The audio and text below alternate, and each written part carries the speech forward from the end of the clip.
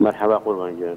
مرحبا سرهدو تشاوم كاكا محمد قربان جان خوشويست. بيز احمد اگر مالك مشروبي كافي نرجي درسته مەشروبی تیا بخورێتەوە یان تیا دانرابێت هم تیا بخورێت هم تیا بێت.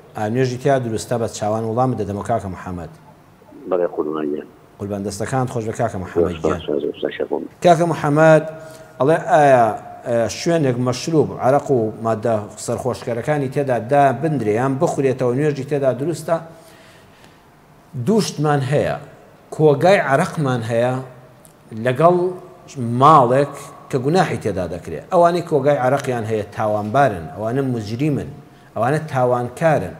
کەسێک کە عەرەق دەخواتەوە گونەهبارە، توش بووە بە گوناهێکی کەبیرە و گەورەوە و شایانی بەزەیی و ڕێنماییە و کەڵی لەگەڵا بدەین کە لەم گوناهە گەورە ڕزگاری بێ. ئەگەر لە ماڵێکە عەرەق دەخورایەوە، عەرەق خودی خۆی لە ڕووی شەریعەتەوە بە هەر شوێنێکەوە نوێژ بەو شوێنەوە نییە. یعنی کەسێک نوێژ خوێنیش بێ عەرەقی خواردەوە بەرجلەکانی کەوتبوو ئەبێ ئەو شوێنە کە مەشروبەکەی بەرکەوت و عەرەقی بەرکەوتەوە بشۆرێتەوە.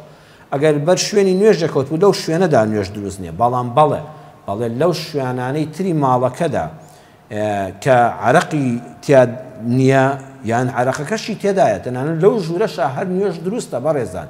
مادام عەرەقەکەی پێدا نەڕژاوە، مادام ئەم چوارچێوەی بۆ نمونە مەتر بە مەترە، مەتر و 20 بە مەترە کە نوێژی تیا دەکەی شوێنی بەرماڵێکە، ئەم شوێنە نە عەرەقی تیادانراوە نە لەسەری ڕژاوە نە پیا ڕژاوە، نوێژ لەو ماڵەدا و لەو شوێنەدا دروستە. وەگە کەسێکی عەرەقخۆر هەبوو لە ماڵێکە و کەسەکانی تر ئیلتیزامی دینیان هەبوو، ئومێدەوارم تەئسیریان لەسەری هەبێ بە قسەی خۆش، بە نەسیحەتی جوان، بە خۆشەویستی دەربڕین، پێی بڵێن تۆ تاوانکار نی، تۆ قوربانی مادەیەکی کە سەرخۆشکەرە. زیانەکانی لە ڕووی زانستیەوە، لە ڕووی عەقڵیەوە، لە ڕووی کۆمەڵایەتیەوە بۆشی بکەنەوە و ئەوەندە ڕەفتاریان جوان بێ ئەم بکەوێتە ژێر کاریگەری ئەوانەوە. بەڵام بە نسبەت پرسیارەکەتەوە بەڵێن نوێژ لە ماڵێکا دروستە کە عەرەق تیا بخورێتەوە، تەنها شوێنی ئەو بەرماڵە عەرەقی پێیان نەڕژابێ و عەرەقی لێدا نەندرابێ.